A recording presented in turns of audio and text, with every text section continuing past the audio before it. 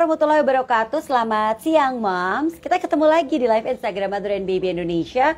Saya Novita Enji, Editor-in-Chief Mother and Baby Indonesia. Senang sekali bisa kembali berbincang-bincang, ngobrol-ngobrol sama Moms. Dimana hari ini kita akan membahas satu pembahasan yang ini penyakit yang lagi dialami atau banyak sekali dialami baik oleh orang dewasa maupun anak-anak. Hari ini kita membahas tentang flu versus pilek pada anak. Nah, mungkin banyak moms yang mikir gini, oh flu itu sama pilek sama ya? Atau nggak tahu sebenarnya bedanya flu sama pilek apa. Nah, hari ini kita akan berbincang-bincang dengan Dr. Ellen Wijaya SPA, dokter spesialis anak Rumah Sakit Pondok Indah Puri Indah. Nanti moms boleh langsung bertanya sama Dr. Ellen ya. Oke, kita cari dulu Dokter Ellen. Ya, sudah siap bergabung bersama kita di sini. Kalau moms mau bertanya-tanya seputar pilek dan juga flu. Nah, kita sudah menghubungi Dokter Ellen. Semoga jaringannya tidak bermasalah, jadi kita bisa lancar ngobrol sama Dokter Ellen membahas tentang flu dan pilek. Aduh, sampai balik-balik sudah susah sekali ya moms ya. Hai Dokter Ellen, apa kabar? Hai Mbak Enji, baik di sini. Sehat Dokter Ellen? Sehat, Mbak Enji gimana? Oke semua ya? Puji Tuhan, alhamdulillah sehat. Dokter Ellen, hari ini kita akan membahas tentang flu versus pilek. Terus suka kebalik-balik tuh ngomong, jadi flu versus pilek gitu ya Dokter Ellen ya. Mungkin kita harus tahu dulu nih definisinya dulu nih tentang flu dan pilek. Itu beda nggak sih dokter? Oke, bener banget Mbak Enji. Kalau dulu zaman kita tatap muka di sekolah, sering banget kan ketemu temen, oh anaknya nggak masuk sakit, terus nanya dong sakit apa gitu ya? Jawabnya sakit pilek anaknya, atau flu anaknya sakit gitu ya, bener ya Mbak Enji ya. Nah, jadi sebenarnya flu dan pilek itu kata yang kurang tepat untuk menunjukkan suatu penyakit. Kalau misalnya contoh yang gampang banget, sakit demam dengue atau demam berdarah dengue, betul itu nama penyakit. Tapi kalau pilek dan flu itu bukan nama penyakit. Jadi orang tapi sering salah menggunakan kata tersebut. Iya benar. Nah, dianggapnya sama soalnya ya kan dokter? Betul. Ya. Jadi flu dulu ya Mbak Enji ya. Jadi flu itu sebenarnya adalah singkatan dari influenza. Influenza itu adalah salah satu jenis virus. Nama virus Mbak Enji. Jadi kayak coronavirus jenis baru nih. Sekarang kita kan lagi heboh pandemi COVID-19. Betul. Penyebab virusnya itu coronavirus. Nah, sama nih si flu ini influenza nama virus jadi sebenarnya dia dan bukan nama penyakit. Jadi influenza virus salah satu dari ratusan virus yang bisa buat anak infeksi saluran pernafasan akut. Gitu. Iya. Itu influenza. Ya, betul. Atau flu, kita mengenalnya dengan flu ya. Nah, kalau pilek dokter, ya. Nah, kalau pilek, jadi pilek ini sebenarnya gejala penyakit. Jadi bukan nama penyakit, tapi gejala keluhan ya. Kayak batuk, pilek gitu ya. Dan biasanya, ya betul. Biasanya itu memang muncul bagian dari infeksi saluran pernafasan pada anak-anak. Jadi kita sering dengar ISPA, atau common cold, atau selesma. Nah, itu kata yang lebih tepat dipakai. Pilek itu adalah bagian dari gejala dari si common cold tadi. Oke. Nah, dokter, usia berapa sih anak itu bisa terkena influenza atau flu dan juga pilek itu sendiri? Apakah di saat mereka sudah mulai beraktivitas atau sudah dari bayi pun, bayi baru lahir itu pun juga bisa terkena flu atau pilek ini? Flu dan pilek ini maksudnya.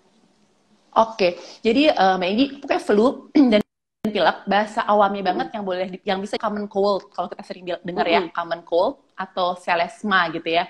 Nah, siapa yang bisa kena common cold? Selesma ini kan infeksi saluran pernafasan. Jadi sebenarnya siapapun bisa kena, dari anak yang kecil masih bayi sampai anak umur 18 tahun itu bisa kena. Nah, kenanya tergantung penyebabnya. Bisa pada umumnya penyebabnya virus. Salah satu virusnya tadi kan influenza. Makanya orang sering salah sebut tuh flu gitu ya. Padahal nama virusnya, bukan nama penyakitnya. Baik. Jadi siapa saja juga bisa ya terkena flu atau influenza ini, influenza pilek yang sering dialami banyak. Biasanya kan kita taunya orang dewasa atau anak-anak yang sudah sekolah, bayi pun juga bisa mengalami ya dokter ya. Ya, jadi terutama balita ya, bawah 5 tahun. Yes, itu sering yes, banget yes. yang kena karena kan daya tahan tubuhnya, imunitasnya masih kurang, jadi Mm-mm. bisa aja terjadi common cold itu. Oke, nah ini menarik nih karena kan biasanya gini, paling sering banget ini tadi sudah ada pertanyaan nih dari Mami Kenzi Kiandra. Apakah benar minum air dingin memperparah pilek? Karena kan sering banget, jangan minum yang dingin-dingin, jangan makan es krim, jangan minum air es, nanti pilek loh. Apakah benar seperti itu, dokter?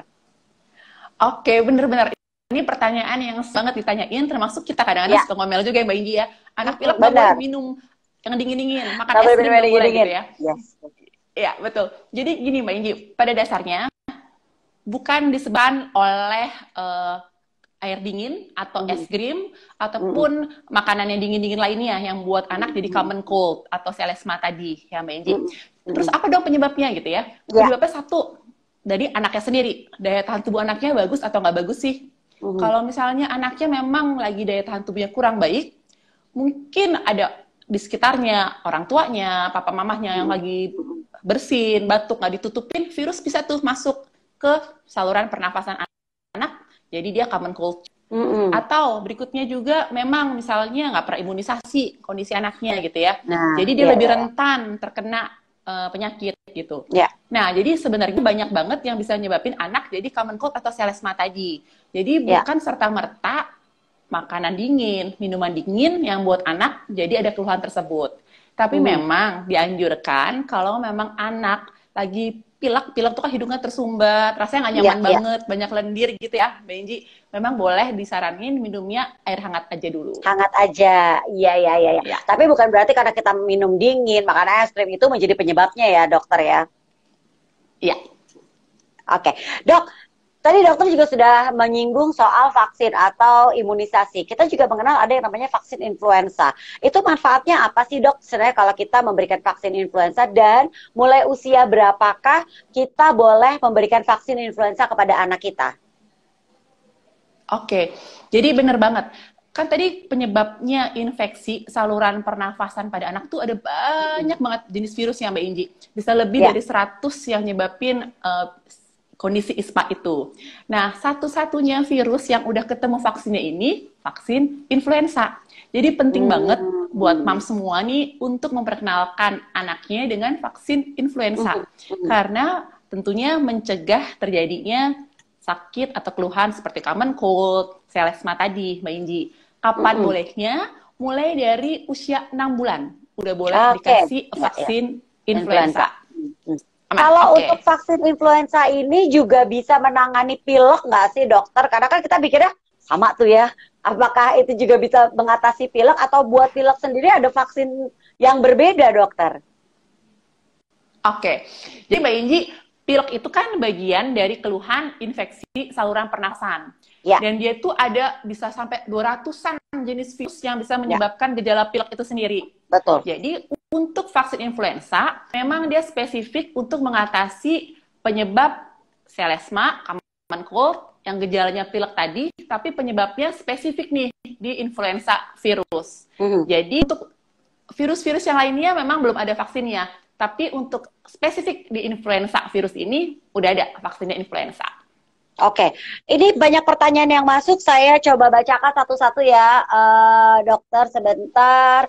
Ini ada, dok, saya mau tanya, anak saya tinggal 12 kilo, tanggal 12 kemarin vaksin influenza, tapi setelah 2 hari malah flu batuk. Itu gimana ya, dokter? Wah, ini menarik deh pertanyaannya nih.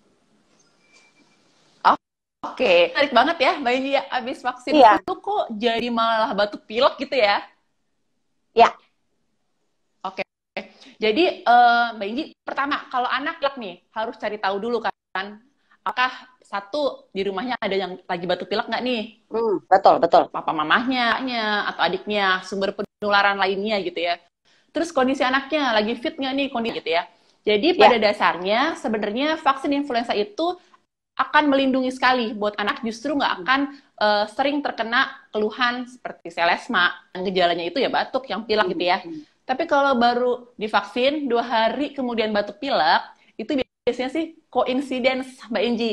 Jadi mungkin dalam periode itu ada nih ketularan seseorang gitu ya, dan anaknya mungkin kondisinya lagi kurang terpapar virus, jadi batuk pilek. Tapi pada umumnya aman, vaksin itu diberikan justru menurunkan insidensi terjadinya keluhan tersebut. Oke, ini seperti kata Tian Yut. Bener sih, anak aku setelah divaksin influenza jadi jarang kena batuk pilek, katanya gitu. Nah, ini ada pertanyaan juga dari Cai Piu. Dok, apa perbedaannya? Maaf, katanya cairan di hidung atau ingus yang bening dan ingus yang kuning. Oke. Nah, ini juga sering terjadi nih dokter pada anak-anak dan orang dewasa juga ya. Oke. Nih, benar. Ini pertanyaan banget nih Mbak Enji. Karena kecenderungannya orang tuanya ingusnya jernih, bening, tenang, senang gitu ya, aman gitu ya. Sesuatu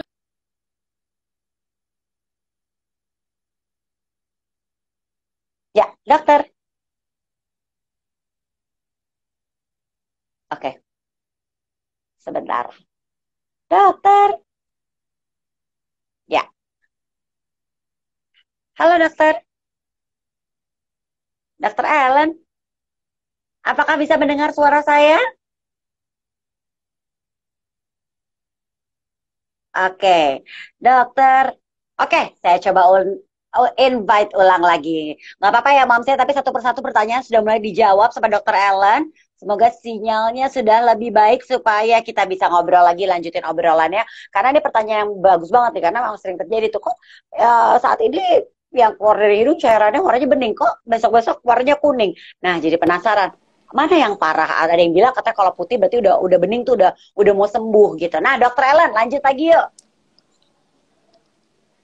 oke, sip. Kita kembali lagi ke tadi penjelasan warna ingus ya, Mbak Inci ya. Kalau warnanya jernih, orang tua sering tenang nih. Kalau udah mulai hijau, khawatir berdebar-debar, banget gitu ya, ngasih antibiotik gitu ya. Padahal sekali lagi, warna ingus itu tidak.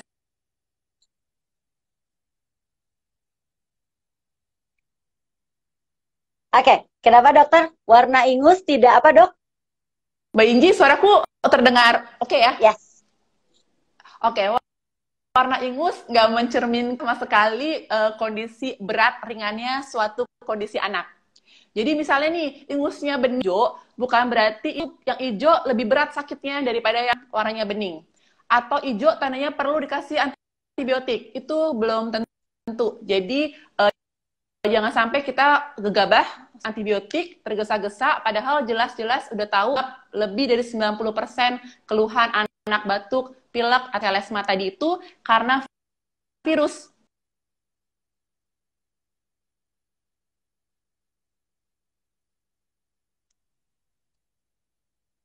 Oke, dokter Ellen. Ya, kita lanjut lagi dok.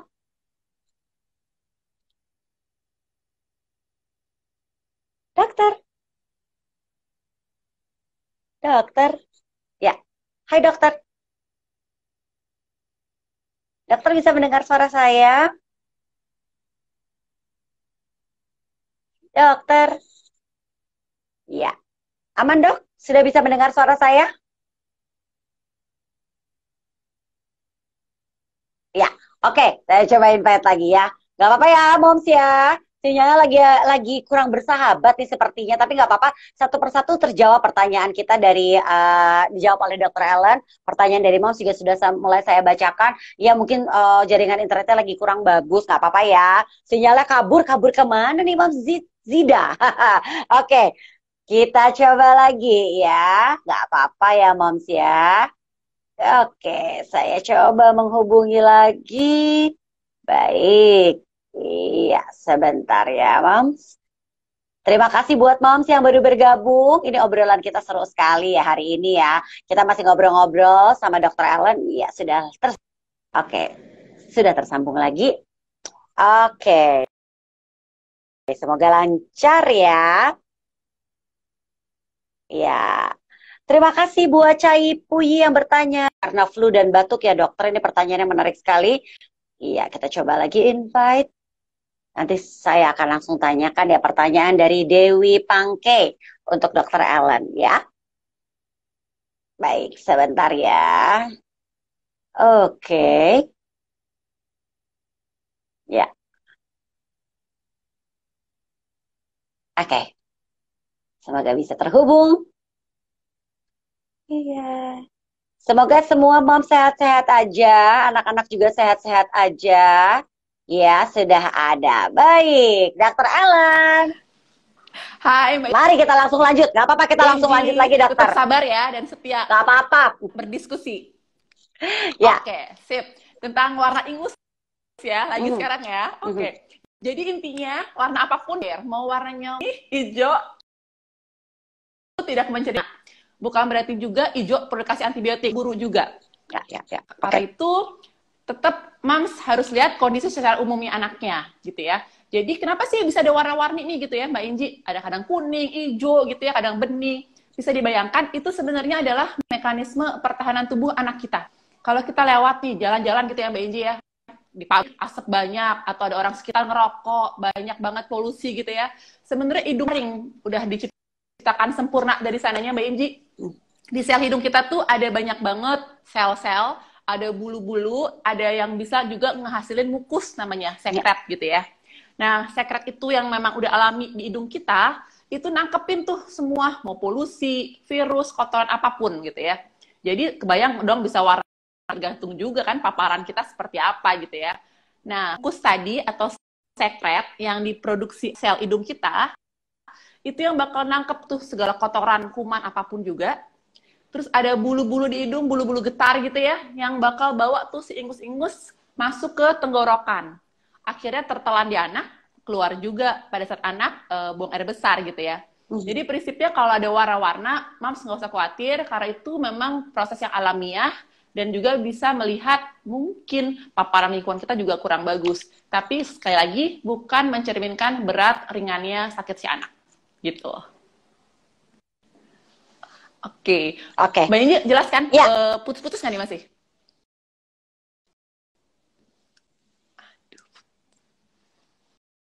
Mengenai nebulizer, sebentar.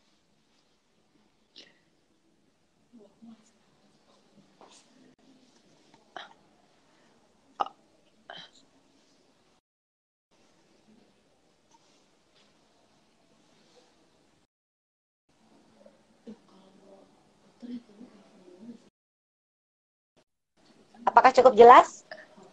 Ya. Oke. Aku nggak dengar pertanyaannya. Kapan anak sebaiknya di nebulizer karena flu dan batuk? Oke. Ini juga sering banget nih orang tua ya melakukan nebulisasi. Bahkan banyak orang tua yang udah punya alatnya sendiri, Mbak Enji. Ya. Jadi sebenarnya nebulisasi itu kan ada alatnya, pack-nya, bahkan udah gampang banget yang udah bisa dipakai, dibawa di rumah gitu ya. Tapi kan tentunya isinya itu ada obat-obatan yang di dalamnya. Jadi ada obat-obat yang dipakai untuk melakukan inhalasi atau nebulisasi tadi gitu ya. Nah, pada dasarnya kita nggak sembarang anak batuk, pilek langsung perlu diuap. Nggak semuanya seperti itu. Kecenderungannya, anak-anak yang perlu dinebulisasi, contohnya yang paling jelas adalah asma. Mungkin Mbak Inji sama Mam semua udah familiar banget nih tentang asma ya. Jadi asma tuh gimana sih tandanya? Nafasnya tuh sampai bunyi, dia tuh tarik nafas, kemudian buang nafas tuh berat banget rasanya gitu ya. Anak-anak asma seperti itu. Kedengaran banget bunyi mengiknya jelas banget. Nah, itu salah satu kondisi anak perlu dilakukan nebulisasi. Nah, untuk batuk pilek atau keluhan-keluhan common cold yang biasanya, itu tidak perlu dilakukan nebulisasi. Dan kalaupun melakukan nebulisasi, sekalipun punya alatnya, tetap gunakan petunjuk dokter untuk memilih obat-obatan yang dipakai saat melakukan nebulisasi. Gitu. Penting sekali itu. Penting sekali untuk kita ketahui. Dokter, ini ada pertanyaan yang hampir serupa, cukup banyak bertanya tentang obat. Ini yang saya bacakan dari Hanina_Abadia. Assalamualaikum dokter, apakah obat alami buat pilek pada bayi 7 bulan? Nah ini dia nih. Mungkin pertama adalah apakah bisa kita tangani sendiri dulu kalau pilek atau batuk terjadi pada anak, maksudnya dengan memberikan obat-obatan alami dulu, baru mungkin abis itu kalau memang kan biasanya kayak ada kalau kayak panas setelah 3 hari nggak panas kasih obat atau antibiotik kan. Nah ini kalau untuk pilek tuh ada obat alaminya nggak sih untuk batuk pilek, dok? Oke, bener banget. Jadi Mbak Inji, keluhan batuk pilek gitu ya, bagian dari infeksi saluran pernafasan takut pada anak, itu Betul. sebenarnya penyebab 50% lebih kenapa orang tua bawa anak ke dokter. Jadi kalau kita buat baca-baca research gitu ya, Mbak Inji, anak-anak tuh ternyata dibawa ke dokter itu gara-gara keluhan tadi tuh, batuk yang sebenarnya sering disebut dengan common cold tadi ya. Kan orang tuh khawatir lah ya anak batuk, pilek, buru-buru dia dibawa ke dokter gitu. Tips yang paling gampang dan mudah diingat buat orang yang lagi hadir ngadain kita bareng ini, ingat aja deh 3B. Kalau di kontes kecil gampang kan, brain, beauty, behavior ya Mbak Inji ya, 3B. Nah, buat mom semua yang hadir siang ini, jangan pernah lupa 3B juga. Pertama, fear, sama nih, B pertama. Jadi lihat aja nih anak. Biasanya anak kita lincah banget, Mbak Inji. Nggak berhenti deh, pokoknya aktif banget gitu ya. Ini kok cenderung tidur terus ya. Udah hidung mampet, tapi cenderung tidur dan tidur terus. Tanda bahaya nih kayaknya ya. Itu B yang pertama, behavior. Tingkah laku sang buah hati selama di rumah. B yang kedua, breathing, Mbak Inji. Kalau sehari-hari di rumah, udah pasti tahu ya, anak kita tuh nafasnya enak, tenang. Betul. Nafasnya enak, ringan, nyaman. Ini kok sekarang ngos-ngosan. Aduh, sampai kayak udah kayak abis keliling lapangan tes nafasnya gitu ya. Ya, yang kedua, breathing. Jangan ditunda. Yes, breathing ya Mbak Inji kedua. Yang ketiga, body color Mbak Inji. Kalau biasa anak cantik banget, anaknya kulitnya oke, semuanya bibirnya pink semuanya. Ini kok tiba-tiba biru, terus pucat tiba-tiba gitu ya Mbak Inji. Nah, body color itu juga tanda bahaya yang ketiga. Kalau ketemu 3B tadi, jangan pernah ditunda, langsung bawa anak ke fasilitas kesehatan yang terdekat. Nah, kalau pertanyaan tadi yang 7 bulan nih, alamiah ada nggak? Sebenarnya memang batuk pilek yang disebut tadi selesma atau common cold itu, sebagian besar itu swasirna namanya Mbak Inji. Swasirna itu apa sih? Swasirna itu artinya sembuh sendiri. Tanpa perlu obat-obat khusus, dia sembuh sendiri. Benar. Jadi apakah perlu dengan kita memberikan paling sering nih ya dok ya, biasanya kalau pertolongan pertama tuh supaya sebelum ke dokter tuh ya, supaya reda batuk pileknya itu adalah diberikan yang hangat-hangat, baik minuman, makanan, atau digosok dengan yang hangat-hangat. Itu bisa juga jadi pertolongan pertama atau kayak pengobatan alami di rumah dok? Oke, benar banget. Jadi prinsipnya tadi Mbak Inji, satu kenalin dulu tanda 3B tadi. Kalau 3B tadi semuanya aman. Oke, nggak ada masalah, berarti kita observasi di rumah. Apa yang dikerjain selama di rumah? Satu, anak tidur yang cukup. Tidur yang cukup berapa lama anak boleh tidur gitu ya. Anak umur setahunan, kurang lebih tuh sekitar tidurnya masih sekitar 12 jaman dalam sehari. Nanti ya tambah umur, udah umur 5 tahunan gitu ya, dia berkurang waktunya, durasinya mungkin dibandingkan anak yang lebih kecil. Kalau bayi sampai 14 jam per hari, ada yang 16 jam per hari, jangan kaget. Jadi durasi tidur sesuai dengan usia anaknya. Itu yang pertama. Kasih kesempatan dia tidur yang cukup untuk istirahat. Kemudian berikutnya adalah minum air putih yang adekuat. Kalau di bawah umur 6 bulan, Mbak Inji, itu solusinya adalah ASI eksklusif ya. Sebanyak-banyaknya kasih ASI. Tapi kalau udah umur 7 bulan tadi, kalau udah 7 bulan, tentunya ASI kombinasi sama makanan pendamping ASI. Intinya makanan bergizi, pola makan yang sehat, supaya imunitas anak pun meningkat. Terus jangan lupa, boleh dibawa berjemur sebenarnya. Berjemurlah di pagi hari untuk pembentukan vitamin D. Karena itu alamiah meningkatkan imunitas sang buah hati kita. Betul sekali. Itu beberapa tips alamiah Mbak Inji. Benar. Yang bisa kita kerjakan di rumah. Ya, selama 3B-nya aman, bisa kita lakukan sendiri di rumah. Sebenarnya ini pengobatannya bisa dibilang mudah dan murah. Sinar matahari yang langsung ada, ya kan ya. Itu air putih juga, sebenarnya mahal. Tapi dengan catatan, Moms penting memperhatikan 3B yang tadi disampaikan oleh dokter. Ya kan, berawal dari behavior, lalu breathing, dan yang terakhir adalah body color atau warna tubuhnya yang mungkin berubah. Entah jadi pucat, ya kan. Atau misalnya memerah karena demam, itu gimana dok? Apakah masuk body color yang berubah? Karena kan kadang-kadang kalau panas tinggi, anak tuh jadinya berubah. Jadi merah banget. Nah, apakah itu juga menjadi tanda-tanda kita mesti aware atau mesti waspada, dokter?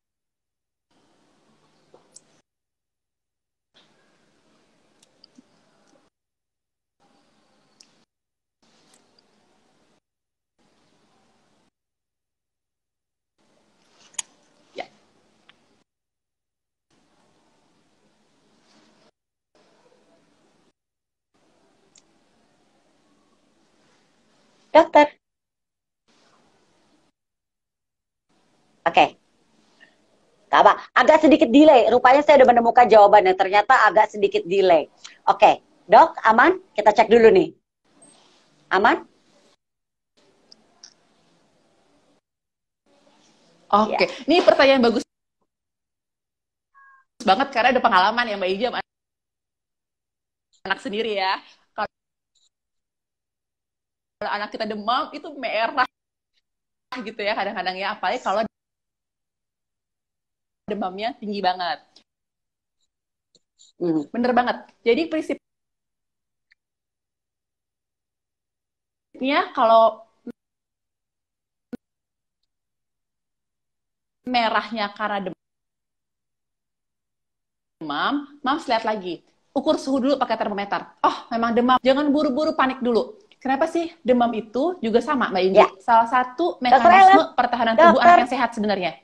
Ya, rupanya Halo. terjawab, Mams. Dengar Memang bukan sinyalnya putus-putus, tapi lagi terjadi delay. Jadi kayaknya apa yang disampaikan sama Dokter Ellen keluarnya agak sedikit lama, tapi sebenarnya terjawab sama Dokter Ellen. Oke, kita tunggu sebentar ya untuk satu pertanyaan terakhir dari saya. Aman. Dokter Ellen. Oke. Oke, sudah aman? Oke, masuk suaranya? Ya. Dok, aman? Ya. Nah, udah oke. Dok, berarti gimana dok tadi? Kalau panas, apakah juga menjadi tanda bahwa... Benji, suaranya terdengar? Terdengar. Ya. Dok? Ya. Sorry, nggak ada kedengaran suara apa? Ya, dokter. Oke. Sebentar ya. Oke. Ini sedang sedikit bermasalah, bukan sedikit, sedang agak bermasalah. Rupanya bukan terputus, tapi rupanya memang sinyalnya. Lebih baik kita sabar karena delay benar-benar terjawab sudah ya, Mams Juwita ya. Ternyata problemnya adalah delay. Oke, baik. Ini ada satu pertanyaan terakhir untuk Dokter Ellen. Ya, dokter. Kita nantikan sebentar ya. Sebentar, Mams. Jangan kemana-mana dulu, Mams. Belum kita tutup. Abis ini baru kita tutup. Karena ini menjawab pertanyaan juga tentang banyak yang bertanya-tanya. Ini sebenarnya, oke, Dokter Ellen. Berarti dokter langsung menjawab tadi sisa pertanyaan soal badan merah karena akibat demam di saat flu atau batuk ini. Sama satu lagi pertanyaannya.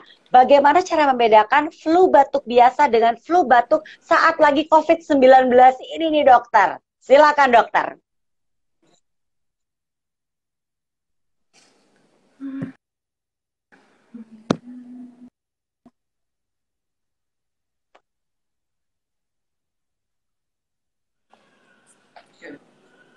Mbak Inji, sorry banget. Dengar suaraku? Oh, oke. Sebenarnya tadi saya agak keputus-putus dengar suara Mbak Inji.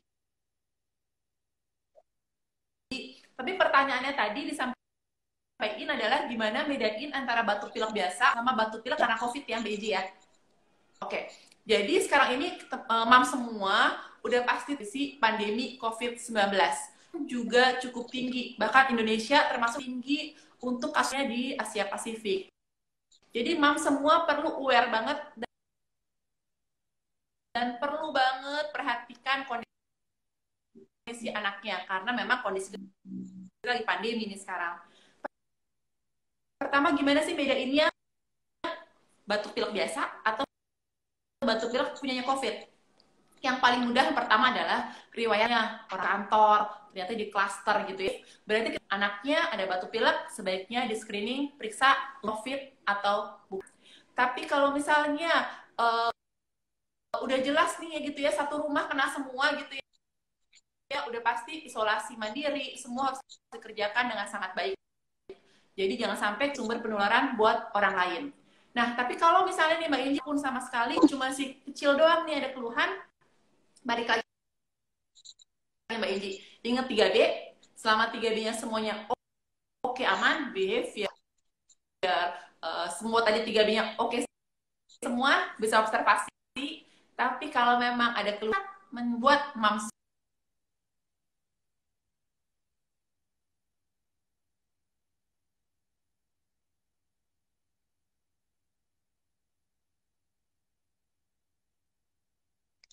Oke, Dokter Ellen, terima kasih banyak atas waktunya ya. Terima kasih sudah memberikan penjelasan yang bermanfaat sekali untuk kita semuanya. Untuk Moms juga tadi beberapa pertanyaan sudah bisa kita jawab. Mohon maaf kalau jaringannya agak sedikit kurang bagus, tapi tadi banyak sekali informasi juga yang sudah kita dapatkan dari Dokter Ellen mengenai flu versus pilek pada anak. Apa yang harus kita lakukan dan apa yang tentunya perlu dipersiapkan oleh Moms semuanya sudah kita dapatkan informasinya dari Dokter Ellen. Sekali lagi terima kasih banyak Dokter Ellen atas penjelasannya. Sehat selalu ya dokter ya. Sampai ketemu lagi dokter. Bye. Dan juga tentunya buat para mom semuanya, jangan lupa besok kita juga akan kembali lagi berjumpa di live Instagram, di mana besok topik kita adalah membahas tentang bagaimana jika pasangan kehilangan pekerjaan atau kehilangan penghasilan. Nanti moms kita ajak untuk kembali bergabung lagi besok di live Instagram Adrian Baby Indonesia. Dan yang pastinya jaga kesehatan selalu, perhatikan protokol kesehatan, dan jangan lupa untuk memakai masker, menjaga jarak, dan tentunya mencuci tangan selalu. Sampai jumpa lagi. Wassalamualaikum warahmatullahi wabarakatuh.